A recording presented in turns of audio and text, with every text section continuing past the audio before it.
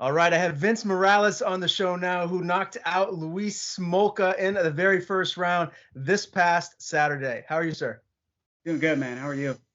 I'm good, and it's nice to talk to you. I was telling you before we went live. I felt like you had one of the more memorable performances on the evening, and that's saying something because there was a lot of great fights there on that night. But you didn't get the performance bonus. Is that something that you felt like maybe afterwards that you should have been considered, or at least in the running for one?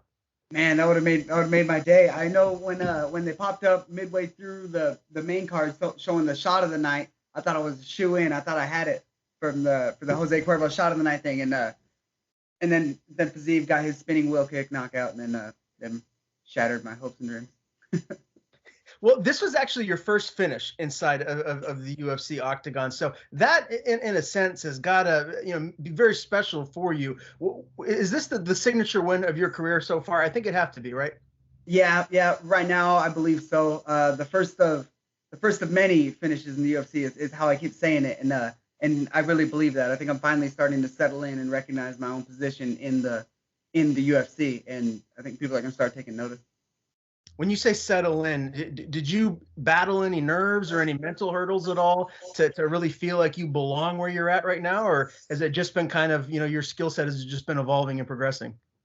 Um, well, a little bit of both, honestly. I think my skill set's ever improving. I'm always looking to get better and better. That's a big part of my everyday life. Is just I'm always focused on growth and how I can better myself inside the cage and outside. But I think I had a mental block prior. I think the contender fight I've been this is my first fight since 2018, or first finish since 2018, and I think I was having a little bit of issues believing in myself after getting choked out on the contender series, and it's just part of the process. I know the work I put in, and I know where I'm at, and I just needed the right recipe in order to bring that out, and I think every fight we're just gonna get more and more of that. Are the octagon jitters, is that a real thing? Like, have you felt that? Um, Not really. I for sure recognized that I was in the UFC and it was a bigger fight than what I was used to. But as far as that being the thing that was holding me back, no, I think it was myself. I was kind of in my own way in the fight. It's in the fight itself. I wasn't where I should be, and I think I'm at that point right now. That's good to hear, man. Let's talk about just the game plan going in against Smolka. I mean, that's a tough guy, and you got him out of there within the first round. So, what was the game plan headed into the fight? How did you feel about your execution and obviously getting the knockout?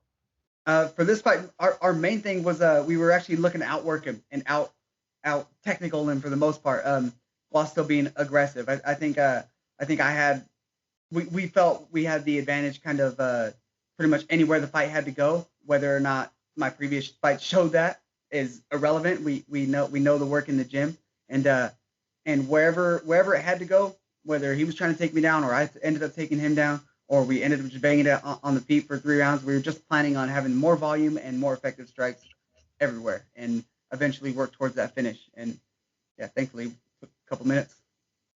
How did that present itself? Was there anything that he did or didn't do in that fight where you felt like maybe you'd be able to get him out of there? I know right away I landed a couple jabs, and he just responded to him real. He just gave me an interesting response to him, and I had a feeling. I was like, oh, this isn't going to be long. And then when he clinched me, we'd been working on this technique, whether it blocking a body shot or a kick or anything, we're touch on that same side and we fire that same side.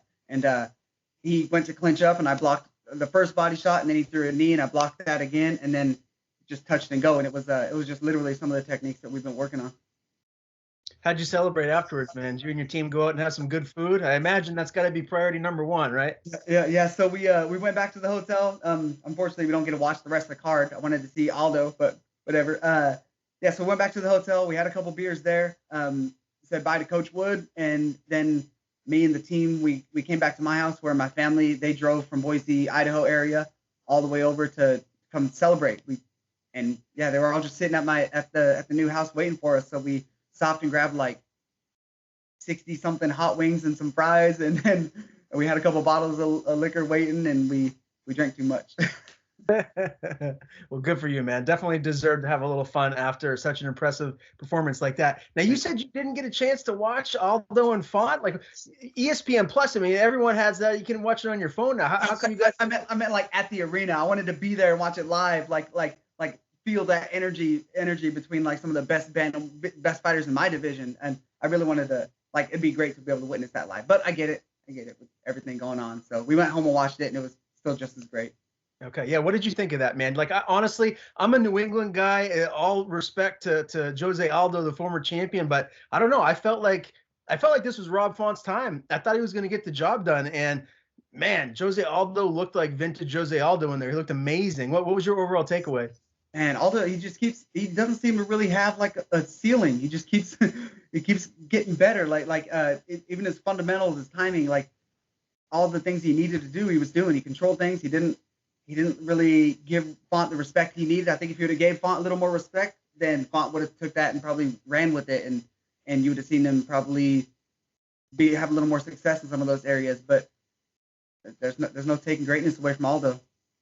Yeah, man, he looked great. So play UFC matchmaker with me for a second. I'm thinking that Aldo and Dillashaw should be next. What do you think? Does that make the most sense? I love that fight. I think that's a great fight. Oh man, that's like a title fight worthy fight for me. That's amazing. Yeah, I think number one. That's my favorite fight right now. That's awesome. Yeah, who do you think wins it? Aldo. Okay. I think it's just more of Aldo. I bet you Aldo gets a finish in that one.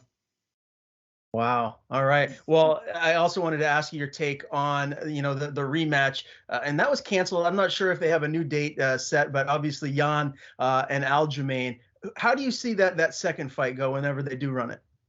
So Aljo's actually been stopping by Syndicate and here and there and jumping into sparring and some practices and stuff like that. And I actually firsthand got to work with him and see kind of what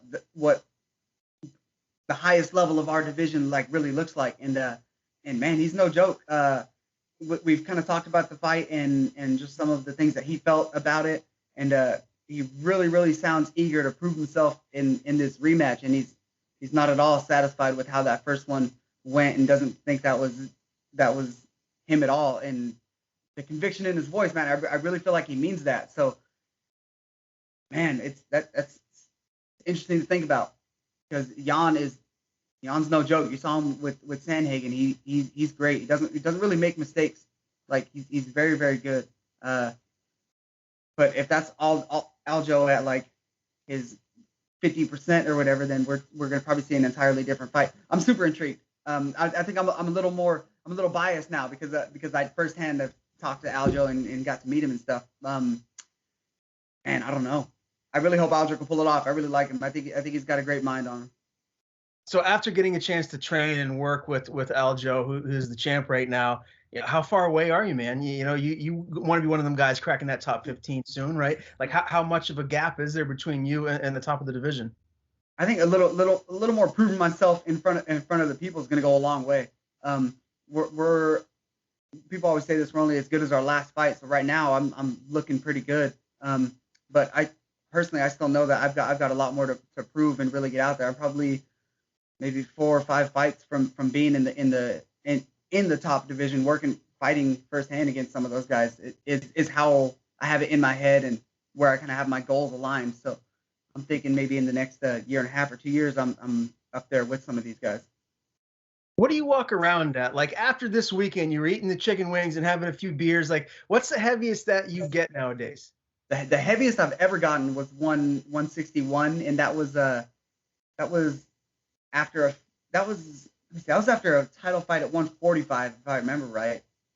And I stopped training for a little bit because I had a coach that had left town, and I just was eating everything, and I was up to like 161, and generally I never get that big. I was just a little out of shape. Right now I'll probably be back to 53, and that's 53, 55, and that's about where I hang out unless I'm overindulging on the beer and chips. Okay. Well, that's not a bad cut then to make 135. So tell me, what's the perfect time frame for you to come back and fight again next? I mean, we got the holidays right around the corner. Are you going to take a little time off, or are you hoping to maybe hop right back in there soon? I'm trying to get back in there soon. I mean, I'd like February or March. I'm comfortable with that. I got a couple lingering issues from training camp and stuff that I want to get taken care of at the PI, which they're great about. So a couple weeks recovery, and I'll be back on the grind mode. So I don't know, maybe I'll get some news here soon. Give me a name, man. Is there anyone that you'd like to fight? Anyone that stands out you feel like would make sense for your next opponent? I had mentioned after the fight that Nathaniel Wood, if he was looking to fight in London, that I'd be super down for that one. I think we match up well, and I think he's exciting, and he's got a good skill set, and I think he's a perfect test.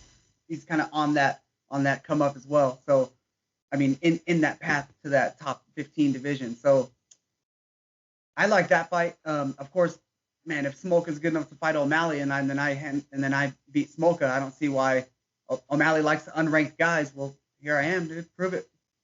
I mean, I like those kind of fights. I'm not picky, though. I just want to get back in there, really, to be honest. How would a fight with you and O'Malley go? I imagine him being on that back foot often.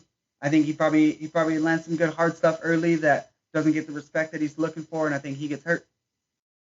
All right. You think you get him out of there? Maybe get a finish? Yeah, I think I'd surprise some people.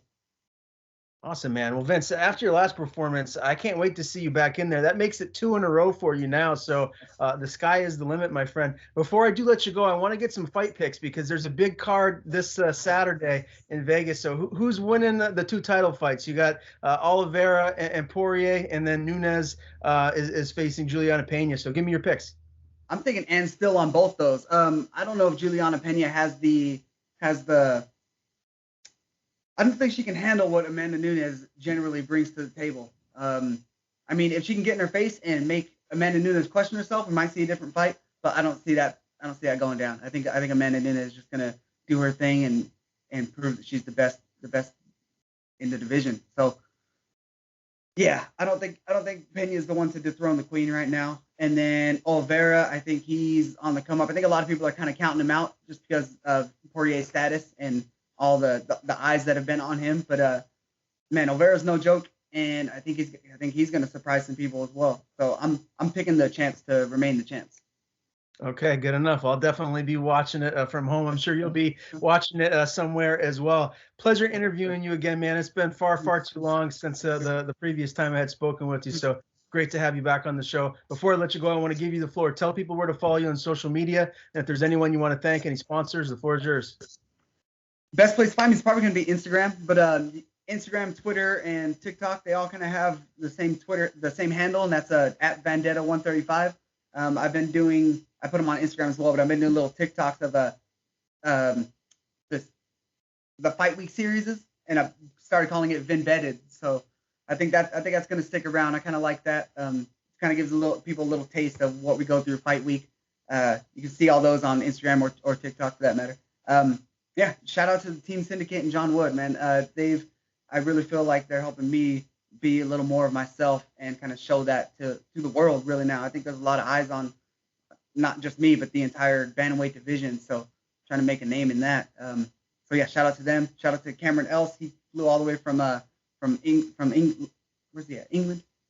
Sorry, I was gonna say London. To help out with training camp, and man, it's been great. He was a giant staple for me in this one. Yeah, I just can't wait to get back in there. So keep your eye on me.